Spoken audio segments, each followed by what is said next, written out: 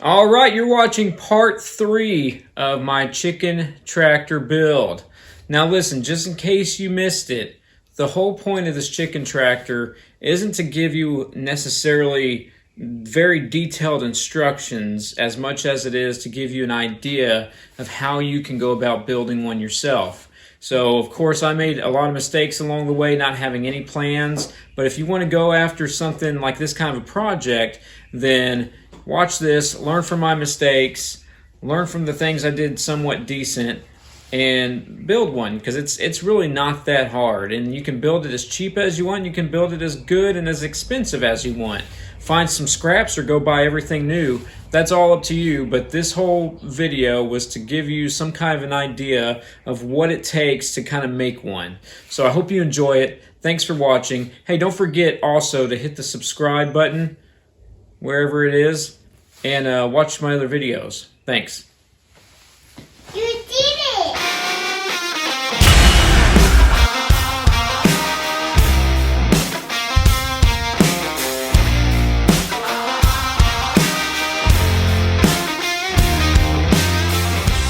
All right, we're on part 3 now.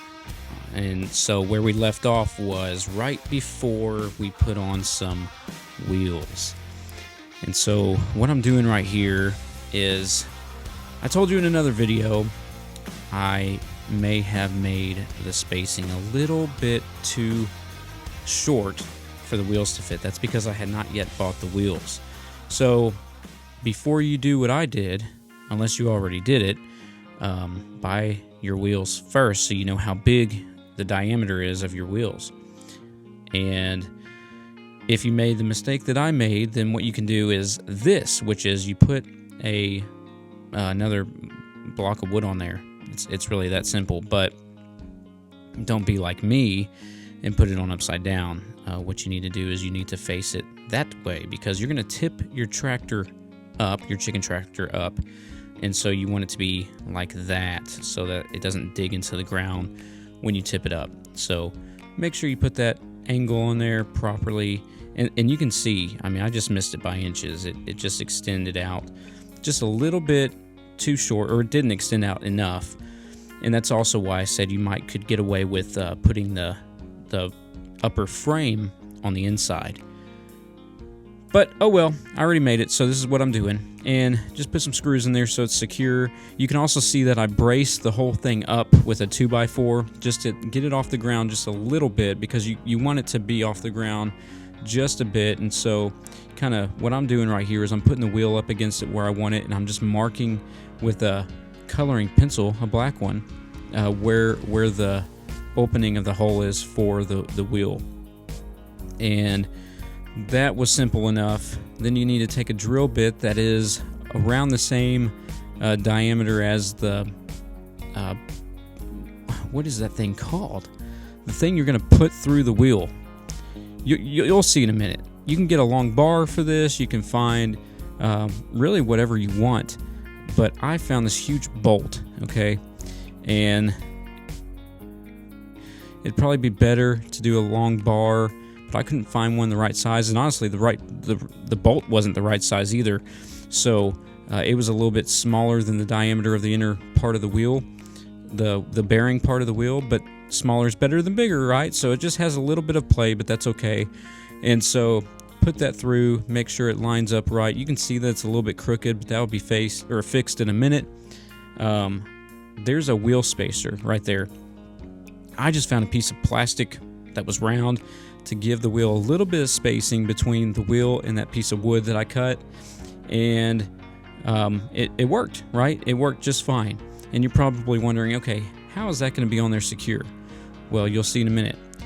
Right here is a stick that my boys found that I drilled a hole in, and I made another wheel spacer for the other side because I couldn't find another piece of plastic. So if you have that plastic piece like I had, go for it. If you don't, find a stick and drill a hole in it. That's what I did on that other side, and it worked just fine, or it has so far. And so what you just saw me do then is I measured the distance between the two wheels spaced out, drilled some holes in a board that was cut that distance, and now it's time to put that board in between the two. And it's simple. you just, make sure you hammer your big bolts back out through the other side, and you're gonna kind of ease it on there. Just get it in there. One side's gonna be super easy. The other side is gonna be super difficult because you got to get those spacers on the inside back on there and somehow try to manage to make them not fall off while getting it back into that piece of wood. It was hard. I'm gonna be honest. It was super hard, but I managed to pull it off eventually. Yeah, I'm still working on it. It was hard. I'm telling you, it was super hard. But I got it, hammered it back in, and I actually left one of the spacers out.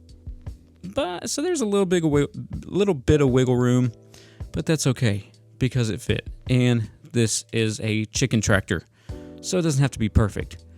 But I wanted to give a little bit more stability to this board right here. So I'm measuring the distance between the frame and this board, and I'm just going to put some spacers in there. That's going to give it some more rigidness, and it's also going to make sure that board doesn't go flying out and the wheels fall off eventually. Now, as the weather changes, boards are going to contract and all of that, but with this should help to make sure that it doesn't fall off. So just put some screws in there, a little bit more, just make sure it's in there really good. And you'll see me put two kind of up and down, and those are on the far ends. And did you see my awesome measurement to get the right spacing between the two? No, because I didn't measure. I was just eyeballing it. And with this one, I turned it a little bit more sideways, and you see me using my hammer as a measuring tool to try to get it in the center, but it really doesn't matter that much either. So just go for it. Put a couple screws in there, make sure it's nice and secure, and bada boom, bada something. Bada boom, bada bing, bada boom, bada bang, bada boom, bada bada. I don't know what it is, but bada something. Now it sounds like I'm speaking Hindu. I'm not Hindu. But anyway, put those boards in there, and voila. Looky there. All right, now we got to cover up that bolt so it doesn't slip out of the end. And so I just took a little piece of wood, cut it down, cut a little notch in it to go over the bolt so it sits on there flush, and I'm just going to screw that wood right into there. Pre-drill a hole when you're doing wood this small, though, or else it will crack. And if it doesn't crack, you're a genius. But it's just safer to pre-drill. And even sometimes pre-drilling, if you then go too fast, it might crack then. Or you can do like me, and then it bows out, and then you got to back the screw out, and then you got to reseat the whole piece, and then hold it real tight, put it back in. It's a pain, but you'll get there. And then after you do that, you need to put another screw in it. I just went into the end grain here, and you really want to be careful going into end grain. I went way in there, but it was fine. See, it was fine. Now what I'm doing is I want to put another piece of metal on the back, so I need something for that metal to kind of rest on at the bottom. So I just cut a piece of 2x4 just to put down there, and yes, it adds more weight, but the good thing is this is on the back end. It's not that much more weight, and it's really going to help that piece of metal to be rigid and predator proof. So just make sure you find the right angle when you're trying to get that piece in. And you can see that I almost got the right angle. And going back to one of my earlier videos, if you would have measured things and done the math to get the proper angles, that's where this kind of time right here is going to shine. You see how good I screwed that screw in right there? I missed completely. But anyway, that's where it's going to make things a lot easier if you do the math on the front end. And so learn from my mistake. If you're going without plans, at least plan out your angles properly. Don't just think that you can wing it. I mean, you can. It works, and it's sturdy, but it was so much harder not knowing the right angles. Once again, did you see how well I put that screw in? You could also use pocket holes. Pocket holes make things like this a lot easier, and I have a pocket hole jig, but I was trying to go fast, and shame on me, I didn't use it. And eventually I got that board secure anyway. So it's fine. It's fine. Just make sure you do it right. Make sure you get it secure and learn from my mistakes. Don't be like me. Measure first. We're just going to watch me struggle for a few minutes here so you can feel my pain. I need you to feel my pain. Okay, by this point, I was done with this thing. I was like, hey, listen, I don't want to ever build a chicken tractor again. This thing was supposed to take me like 30 minutes. It took me 3 days. Okay, 30 minutes isn't, okay, maybe an understatement of what it would actually take, but this thing took me 3 days. And so, yeah, I know the title's build a quick, cheap, and easy chicken tractor. It's going to be that way if you learn from my mistakes, okay? I don't know about the cheap part. It's going to be as cheap as you can make it with stuff around the house, which, speaking of, look what I found. I found some ridge cap. And here I'm trying to figure out where I want it to lay. I didn't know if I wanted it to go all the way across or if I wanted it to stop midway or what I wanted to do. And then the ridge cap answered that question for me because, as you can kind of see right here, it's not quite long enough to go all the way. So here I'm just trying to see if it fits right, how it would form around there. I'm eyeballing it, and I just go for it. And right here, too, when you're screwing down metal, there's actually a type of screw that has a washer on it so that the metal won't leak. But I just use regular screws because it's cheap. It's what I had, and I didn't want to go to the store and buy the right stuff. And I didn't really care if it leaks. It's a chicken tractor. If it has a little bit of water run into it, who cares? They're still mostly protected from the rain. And this type of chicken tractor is made for, right now I got egg-laying birds in it, but eventually we're going to put meat chickens in it. The egg-laying birds are just in a transitional phase as they're too small to go into the bigger pen with the bigger chickens. And so you can see I went a little over halfway. I left the end open and exposed, which is fine. The hardware cloth actually comes up on the other side and goes right up to that 2x4. So it's completely closed off on the top and nothing's getting in there, okay? And you can see that it's a little wonky looking, but I didn't care. I just didn't care at this point. Beautiful. And there it is for the most part, almost all the way done, but there's still something yet to do, and that is a door. I was dreading this part, mainly because I had no clue how I wanted to make it, but I went for it, cut some boards, made sure the angles matched up. Actually, what I did is I put a board up there and kind of drew the line where to cut it. That's a way to find that angle if you can. And so crawling in there wasn't so hard this time, but you're going to see in a minute that it gets hard. But right now, since it's a bigger opening, watch my amazing skills right here getting out. Yeah, nice and easy, right? All right, this side, I wanted the door to be a certain width, and so it's actually an inch shorter on this side, but that's also because of the angle of my triangle. The angle of my triangle. The angle of my triangle. Anyway, that's part of the reason.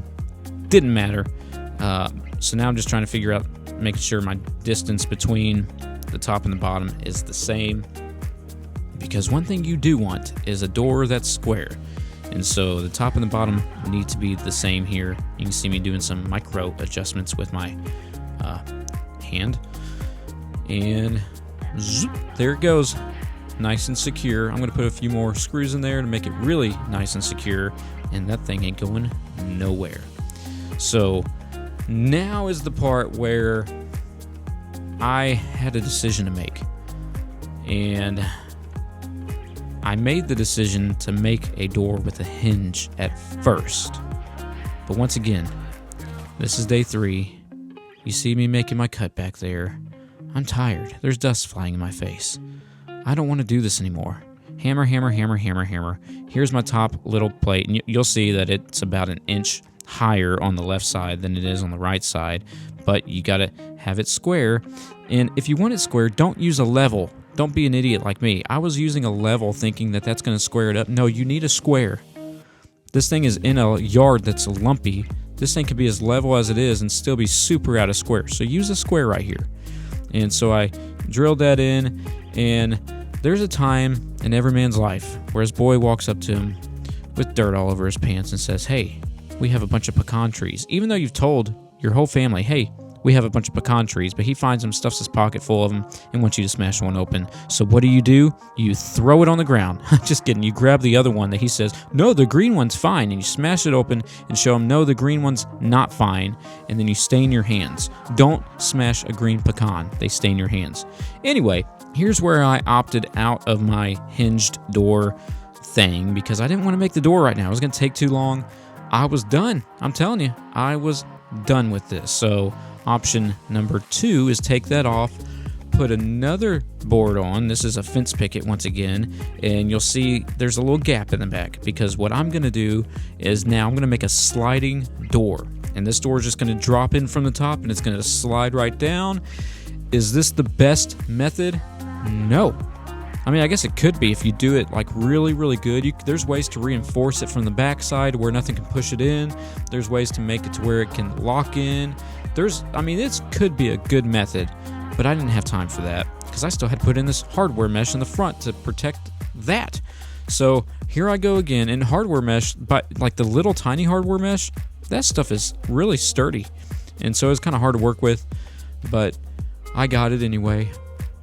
I made it work, and really, the good thing was this is kind of the leftover scrap pieces, and it was just big enough to fit in there. I did have to cut a little piece and kind of add it to the bottom, so you'll see that little, there's just a little gap right there at the bottom. I cut a piece and added it there. It's fine, doesn't have to be beautiful.